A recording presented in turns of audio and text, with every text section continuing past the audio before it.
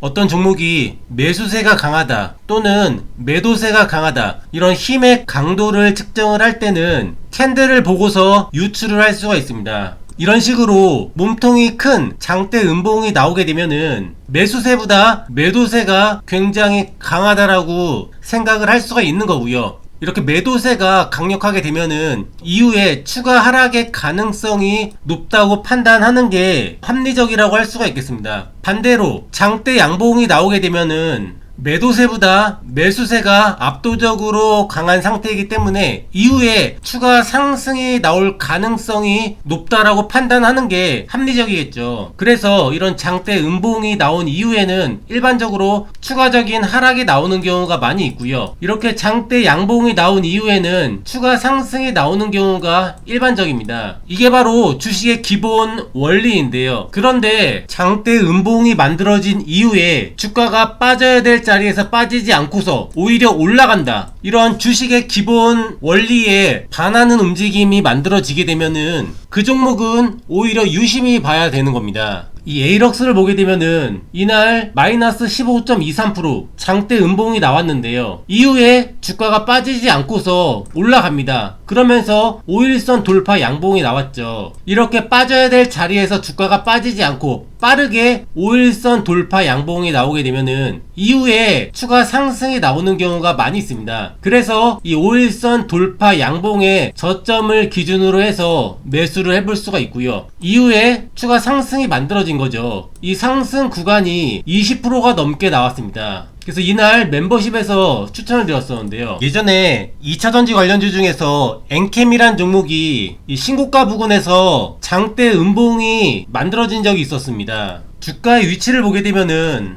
이 바닥권에서 3배 정도 굉장히 많이 올라온 상태에서 이 신고가를 돌파하자마자 장대 음봉이 만들어진 거죠. 거래량까지 굉장히 많이 수반이 되었습니다. 이런 경우에 일반적으로 추가 하락이 나오는 경우가 대부분이라고 할 수가 있겠는데요. 그런데 주가가 빠져야 될 자리에서 빠지지 않고서 오히려 5일선 돌파 양봉이 나오게 되면은 이 종목은 뭔가 의심을 해봐야 되는 겁니다. 이 장대 음봉이 속임수 캔들이 될 가능성도 있는 거고요. 그래서 이런 5일선 돌파 양봉이 나오게 되면은 매수 관점으로 접근을 할 수가 있습니다. 그리고 이 종목이 이때를 기점으로 해서 엄청나게 올라갔습니다. 제가 이때 말씀드렸던 부분이 이런 패턴은 2배 이상의 목표치가 만들어질 수 있다라고 말씀을 드렸었는데요. 결국 2배 이상 올라갔었죠. 그래서 주식이라는 게 평소와 다른 움직임, 일반적인 움직임과 다른 움직임이 나오게 되면은 뭔가 의심을 해야 됩니다. 주가가 빠질 자리에서 빠지지 않는다, 주가가 올라갈 자리에서 올라가지 않는다, 다 이유가 있는 거고요. 그런 자리들은 변곡점이 되는 경우가 많기 때문에 차트를 조금 더 꼼꼼히 살펴볼 필요가 있다는 것입니다. 이번 주 일요일부터 온라인 강의가 진행이 되는데요. 본인의 기준과 원칙 없이 시장에 수업료만 지불하고 오랜 기간 주식에 대한 해답을 찾지 못하신 분들은 이번 강의를 꼭 한번 들어보시라고 강력하게 추천을 드리겠습니다. 감사합니다.